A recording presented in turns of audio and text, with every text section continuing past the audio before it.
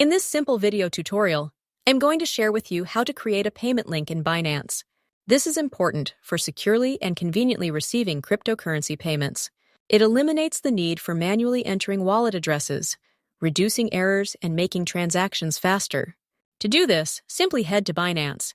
On the market page, you want to tap on Add Funds. Select on the option of Receive via Pay. You will then select onto the option of Receive. On this page, head to the option of Payment Link. Select the currency you agreed to get paid in.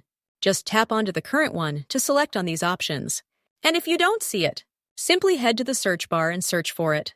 Once done, proceed by entering the amount of coins you want to receive. And lastly, a simple note. That's to say, if you are selling something to them, you can add in a simple title of your product.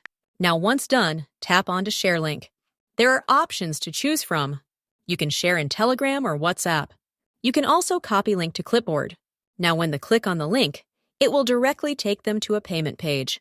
Well, that's how easy it is to create a payment link in Binance. And if you have any questions, just let me know in the comments section down below. Please don't forget to leave a like, share and subscribe for more informative tutorials like this one.